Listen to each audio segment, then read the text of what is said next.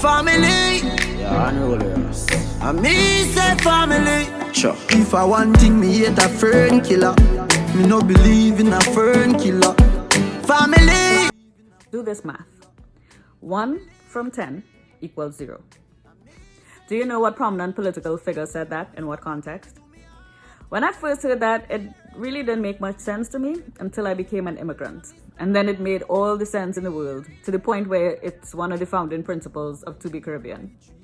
I remember when I started To Be Caribbean, my friends would say to me, Marissa, why are you trying to explore the entire Caribbean? Like, stick to what you know. Stick to Trinidad and Tobago. And it would have been easy, right? Like, that's where I'm from. That's what I'm comfortable with. That's what I could speak to with some authority. But for many reasons, I chose another path. One of the major reasons was very warm and fuzzy. The other was very cold and mercenary. So the warm and fuzzy reason had a lot to do with my journey as an immigrant, right? When I left the warm shores of my island, traveled to the cold-ass USA, I used to long for home.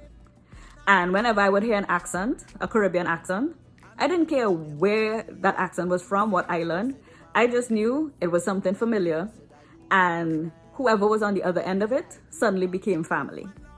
And through conversations, I would start to realize that there were more similarities than differences amongst the islands.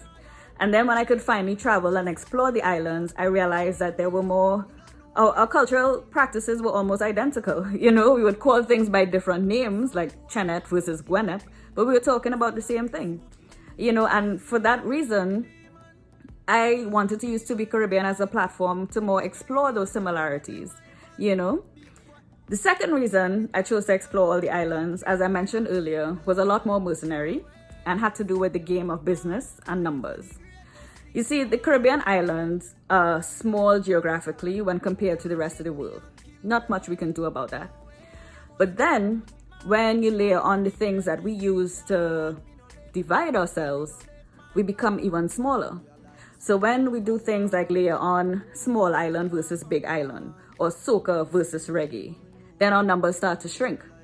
And that makes no sense if we are seriously on a mission to promote and market Caribbean talent and get them the most dollars that they deserve. I'll give you an example. I was consultant on a promotional campaign, and you know, there were millions of dollars on the line. The executives wanted to find a new face for this campaign.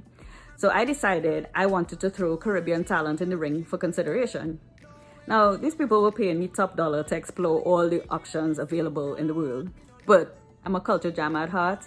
That doesn't change no matter what context I'm in. So I chose Caribbean musicians. And I had to find a point of connection with the room because I was the only Black person. I was the only female, definitely the only person from the Caribbean. So I chose to focus on Caribbean musicians in a concert setting because I knew there was a level of excitement and hypeness that these executives wanted affiliated with their brand. Did the presentation, and at the end of it, they were like, wow, that was cool. That reminded me of vacation. The end. And I couldn't even get mad, right? Because at the end of the day, they weren't that familiar with the music. They didn't listen to it regularly. And, you know, they didn't really know the artist.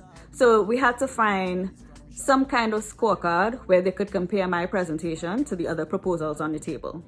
And that scorecard was all focused on data and numbers.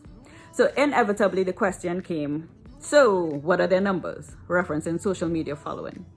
And my belly flopped because I knew compared to the other proposals on the table, the Caribbean artists were lagging a bit behind. And I remember distinctly the person who won that campaign was a young lady, maybe half my age. From what I could tell, her only talent was showing her ass and tits on the gram. But guess what? She had 2.3 million followers. And guess what? She got $1 million to put up a campaign, put up a post about the campaign. $1 million to put up one single post. Still grinds me to this day. But it was a good lesson because it was a reminder of the importance of data and numbers in the game of business. You see, global executives with the influence and the money to invest in Caribbean talent, they don't necessarily have emotional ties to the islands. So all they care about exposure for their brand in terms of impressions and how that converts to sales. That's all.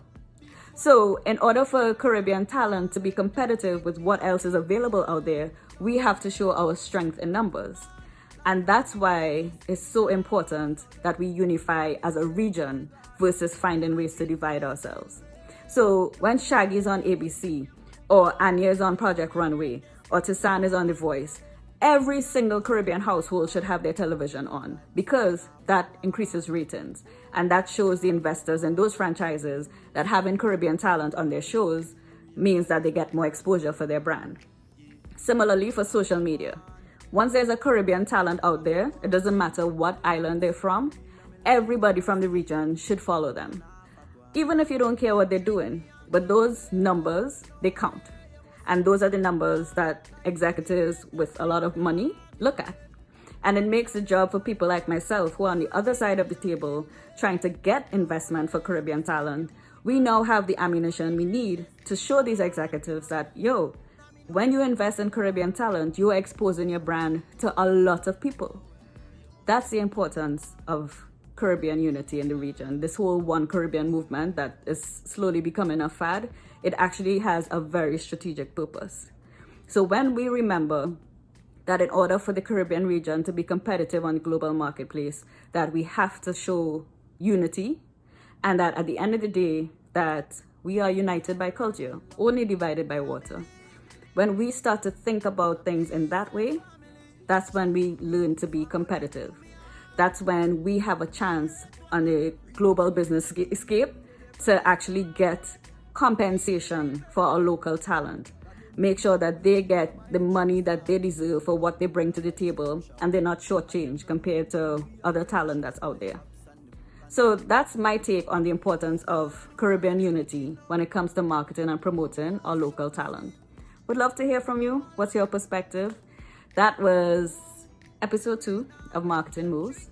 Stay tuned for episode. I'm the champion of the runway track. We're all on the right hand side. All of them from outside. Who from north and from south side. I'm the champion.